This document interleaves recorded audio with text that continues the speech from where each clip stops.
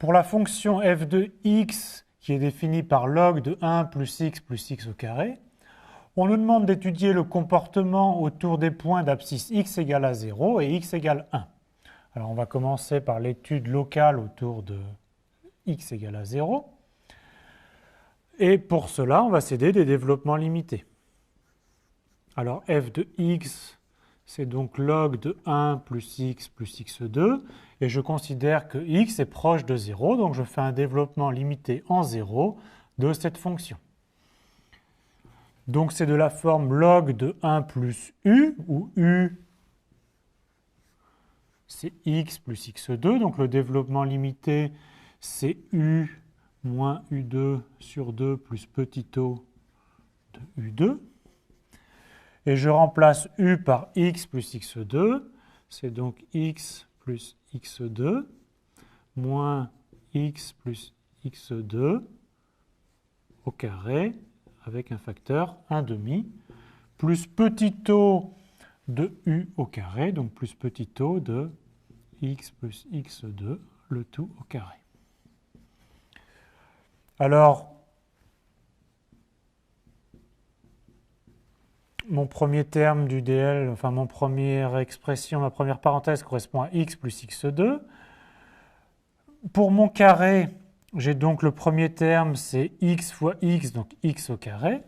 Donc je dois retirer moins 1/2 de x au carré. Et ensuite, je dois faire x fois x2, ça donne du x3, donc c'est un terme qui est plus grand que 2.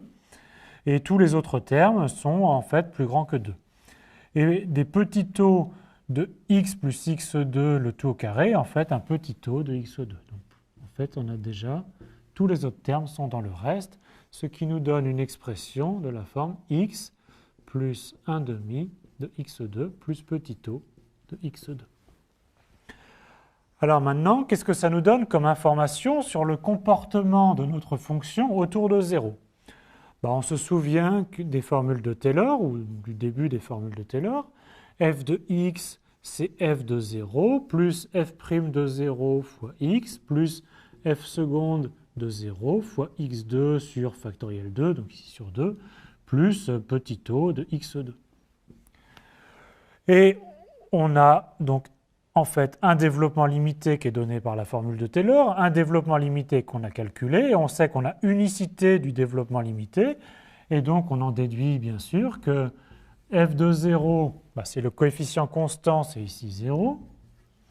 On en déduit que f' de 0, c'est égal à 1/2, c'est égal à 1, le coefficient de x, et on en déduit que f seconde de 0,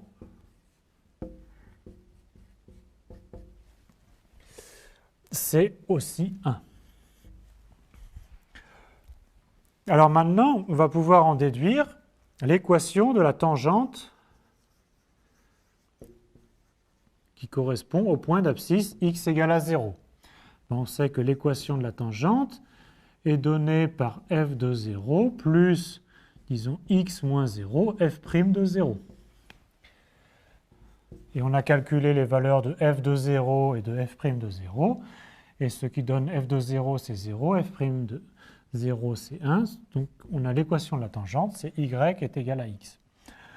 Alors en fait, ce qu'on vient de montrer, c'est qu'on peut lire directement l'équation de la tangente en regardant le développement limité à l'ordre 1 de notre fonction f. On peut avoir un petit peu plus d'informations. C'est maintenant la position de la courbe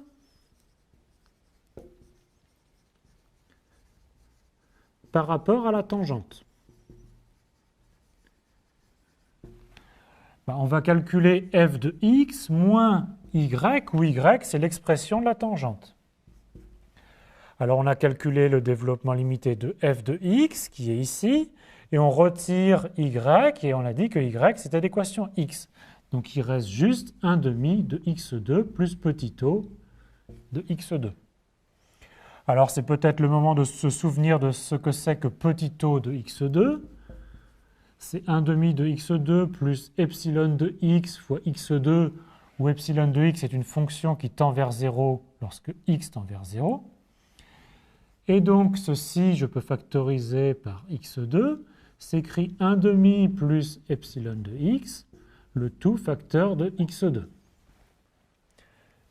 Et on voit que lorsque x est proche de 0, donc epsilon de x est tout petit, et donc le signe de 1 demi plus epsilon, et bien sûr le signe de 1 demi est donc positif. Le x2 est positif aussi. Ça signifie que f de x moins y est positif, et donc le graphe de f est au-dessus de la tangente.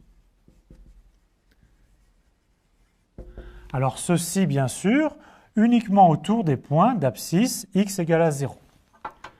Alors ça peut nous aider à tracer le graphe de la fonction que j'ai en fait déjà représenté ici. On a calculé l'équation de la tangente ici, y est égal à x, donc je peux tracer la tangente en 0. Et effectivement, ce qu'on a montré par le calcul, se voit aussi sur le dessin, c'est que le graphe de notre fonction f est au-dessus de la tangente, bien sûr, autour des points d'abscisse x égale à 0.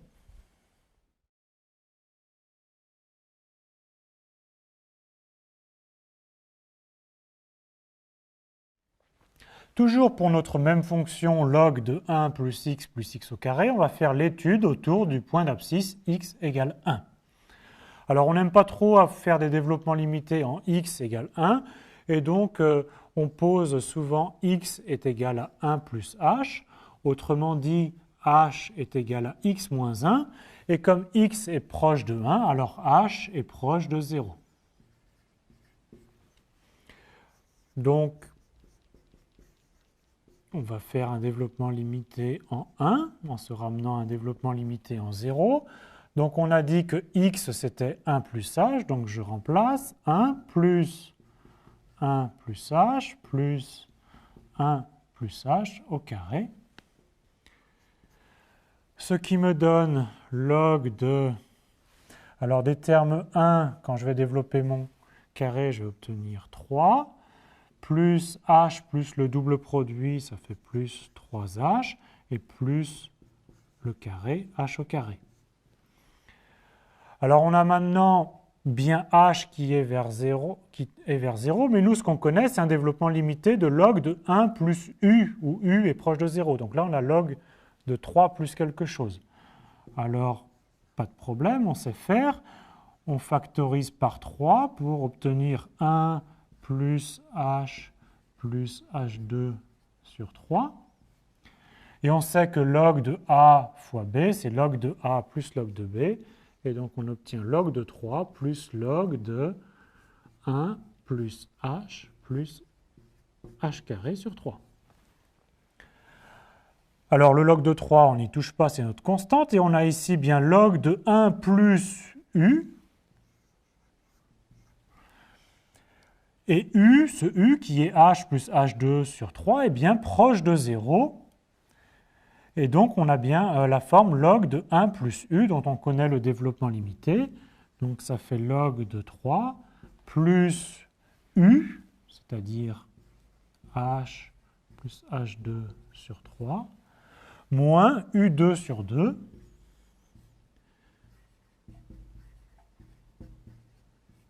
donc avec un coefficient 1,5, et plus un petit taux de u au carré, qui est en fait ici un petit taux aussi de h au carré. Alors il faut maintenant, pardon j'ai oublié le carré, il faut maintenant développer le carré et regrouper les termes. Alors le terme constant, il n'y en a qu'un, c'est log de 3. Le terme de degré 1, il n'y en a qu'un, c'est h. Et on va avoir pour les termes en carré, h carré sur 3, et aussi le h carré qui vient de ce carré-là, avec un coefficient 1,5, et ça fait donc moins 1 sixième de h au carré, et le reste du carré va dans notre petit taux de h au carré. Alors on a maintenant obtenu notre développement limité en h, mais ce qui nous intéresse, c'est en fait le développement limité avec x. Donc on se souvient que h, c'est x moins 1. Et donc, pour écrire le développement limité en 1, on remplace h par x moins 1.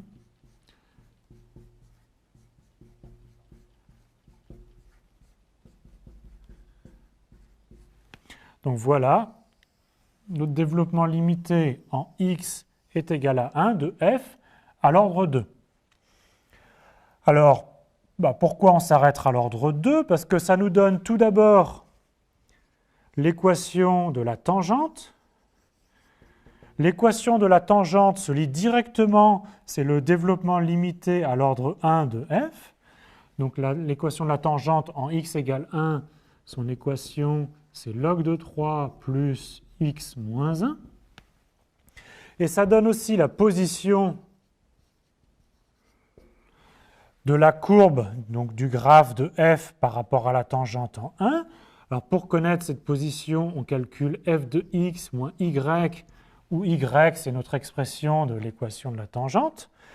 Mais quand on fait f de x moins y, il reste moins 1/6 de x moins 1 au carré plus des petits taux de x moins 1 au carré.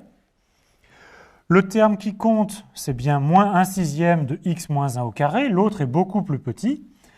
Et ce terme-là est négatif parce qu'on a un coefficient moins 1/6 autour de x égale à 1. Ça signifie que le graphe de f est en dessous de la tangente. Ceci, bien sûr, autour des points d'abscisse 1. Alors, reportons graphiquement ce qu'on a trouvé par le calcul. On a l'équation de la tangente ici, y est égal à log de 3 plus x moins 1. Donc, on peut tracer la tangente au point d'abscisse 1.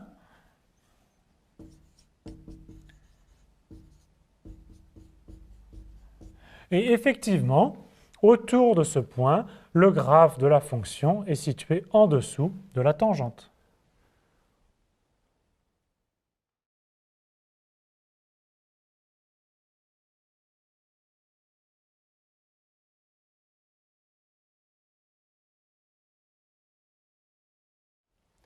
Revenons sur la position du graphe d'une fonction par rapport à sa tangente et comment les développements limités nous aident à trouver cette position. Alors on va obtenir deux grands types de situations. Premier type de situation, le graphe de la fonction reste au-dessus ou au-dessous de la tangente autour du point considéré. Ou deuxième type de situation, le graphe de la courbe traverse la tangente au point considéré.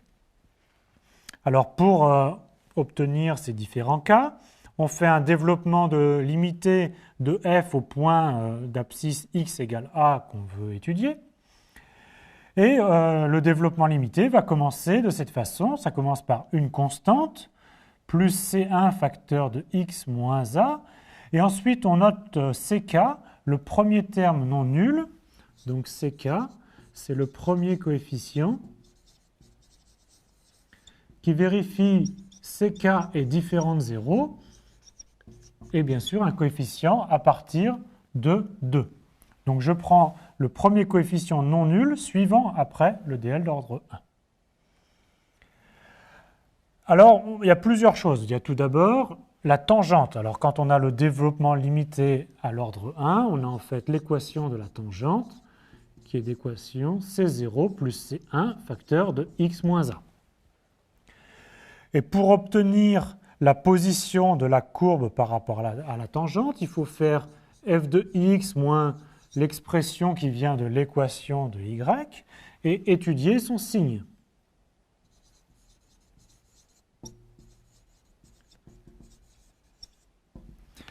Mais l'étude de f de x moins y, ça revient à étudier le signe de ck x moins a puissance k plus le reste. Mais comme le reste est beaucoup plus petit que ck x moins a puissance k, ça revient à l'étude du signe de ck facteur de x moins a à la puissance k. Alors si l'indice k est pair, x moins a à la puissance k est toujours positif. Et donc, quel que soit x proche de a avant ou après a, ceci est toujours positif et donc ceci est toujours du même signe que le signe de ck. Donc si ck est positif, le graphe reste au-dessus de la tangente et si ck est négatif, le graphe reste en dessous de la tangente. Donc ici, c'est le cas où k est pair. Par contre, si k est impair, alors le signe de x moins a puissance k change en fonction que x est avant a ou après a. Et en fonction du signe ck, soit on est au-dessus et on passe sous la tangente, ou alors on est sous la tangente et on passe au-dessus. Et donc ce type de point s'appelle un point d'inflexion.